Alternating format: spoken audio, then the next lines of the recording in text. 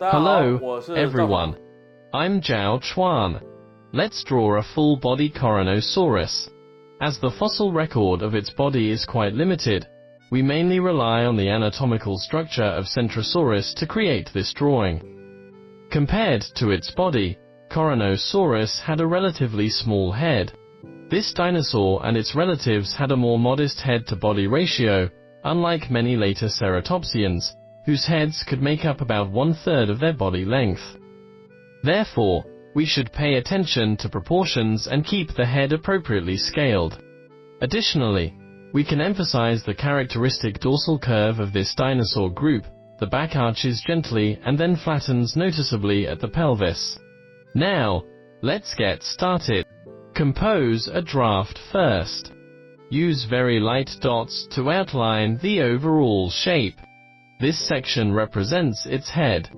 When viewed from the side, the frill curves upward, and the entire head forms a triangular shape. Next, sketch its arched back. Here is its lower jaw, followed by the throat in this position. We can draw its entire body as chubby. Then, the tail will be positioned here, and below is the ground.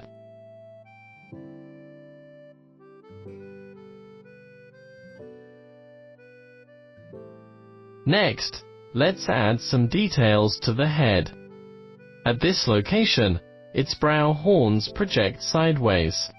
From this angle, they appear slightly shorter than their actual size. Here, we draw the eye socket, followed by the eyeball, with a raised bony structure surrounding the socket.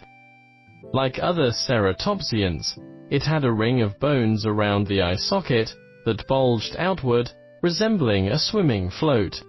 Not far in front of the eyes is the nasal horn, which, compared to most ceratopsians, is slightly positioned further back. It had a large, rounded nose, and a parrot-like beak.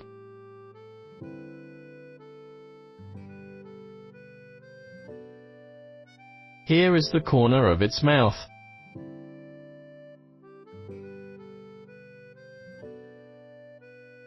And this is its lower jaw with a beak at the front. The rear part of the face can be drawn to appear fuller.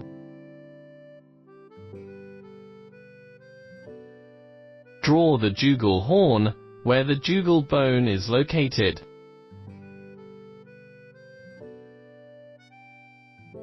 This spot has one ear.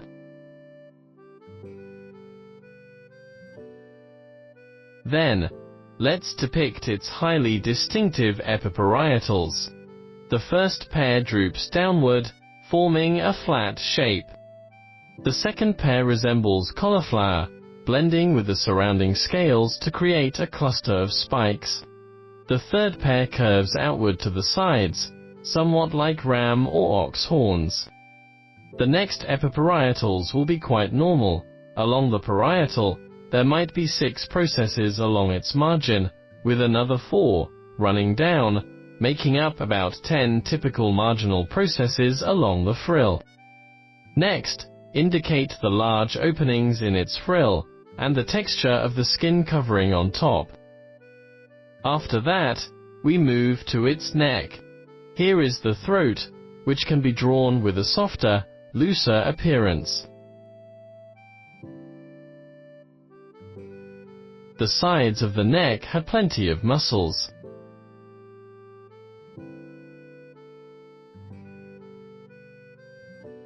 This represents its chest. Then, add its arms. You can make both the upper and lower arms look fuller. The upper arm needs to be drawn thicker, then gradually taper down to the forearm. It did not have very large forefeet. We can draw this one lifted off the ground. It had 5 toes on each forefoot, with nails on the inner 3 and none on the outer 2. Next, draw its hind legs. The thighs should be drawn very plump, and the front of the thigh is connected to the torso with skin wrapping their surface, much like a chicken leg. The lower leg should also appear muscular, leading down to the ankle. This is its hind foot, which had 4 toes, though only 2 on this side are visible from this angle. Add shading and wrinkles in this area to give the body a stronger sense of volume.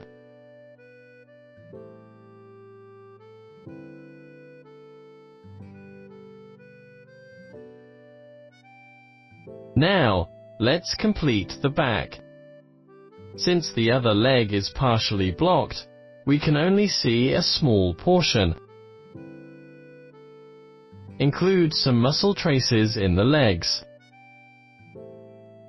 Behind the shoulder, add some shading, and in front, sketch some folds. Use these wrinkles and shadows to outline the shape of the shoulder blade. Continue to draw the tail and the rest of the back. Add shading and folds around the root of the thighs, and define the muscle separation here. At the front, refine the details, such as the nostrils. Draw some large scales on the body,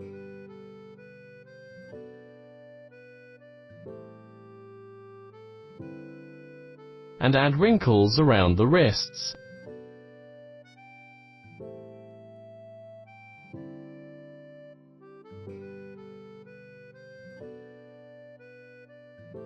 Then, lightly sketch the cast shadow of this dinosaur on the ground. Finally, refine the whole image by adding more delicate details, and sketch some dust or debris near the dinosaur's feet. In this way, we've finished drawing this full-body Coronosaurus.